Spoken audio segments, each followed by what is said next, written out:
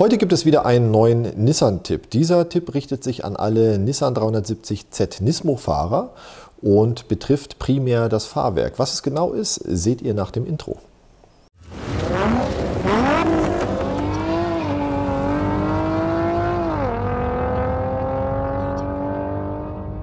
Ja, worum geht es genau? Und zwar sind zu uns mittlerweile mehrere Nismo-Fahrer gekommen, die sich über das schlechte Originalfahrwerk beschwert haben und haben auch von uns ein anderes Fahrwerk bekommen. Beim Ausbau des originalen Fahrwerkes ist uns jetzt schon des Häufigen aufgefallen, dass der Händler, der das Fahrzeug ausgeliefert hat, scheinbar das Auto nicht entsprechend vorbereitet hat für die Auslieferung. Ja, also ihr müsst euch vorstellen, ich zeige euch das mal, ich habe es vorbereitet.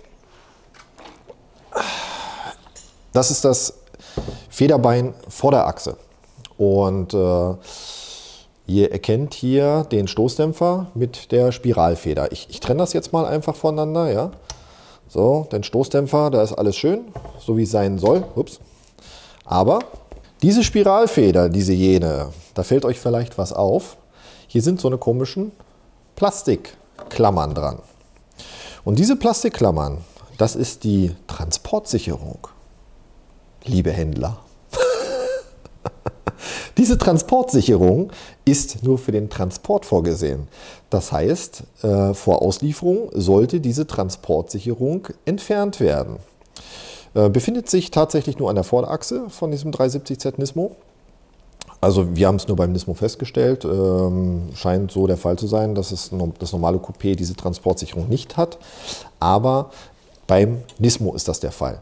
So, und diese Transportsicherung sorgt letztendlich dafür, dass die Federn nicht zusammengedrückt werden können. Das sind drei so eine Plastikklammern, die da drin hängen, und das Fahrzeug steht damit an der Vorderachse recht hoch und federt halt eigentlich so gut wie gar nicht. Ja? Also wenn man sich das vorstellt, wir haben hier oben eine Windung, die sich ein bisschen einfedern lässt, und hier unten nochmal 1,5 Windungen. So, und der Rest ist halt starr. Ja, also kleiner Tipp an alle, die ein Nismo haben, 370Z.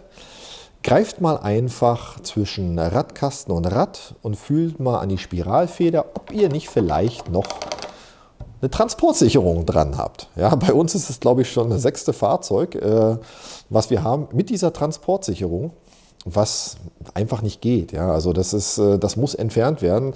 Das ist auch relativ einfach, dass man die Sachen hier einfach rausklipst und dann ist gut. Ne? Und dann federt das auch. Und das Fahrzeug liegt dann auch ein bisschen tiefer an der Vorderachse. Das sieht ja sonst aus wie ein Bus. Das ist Quatsch. Ja, und wie gesagt, einfach entfernen. Und das Fahrverhalten wird sich dann schlagartig schon ein bisschen verbessern. Nichtsdestotrotz ist das Fahrwerk nicht das Nonplusultra, weswegen wir ja auch andere Fahrwerke empfehlen.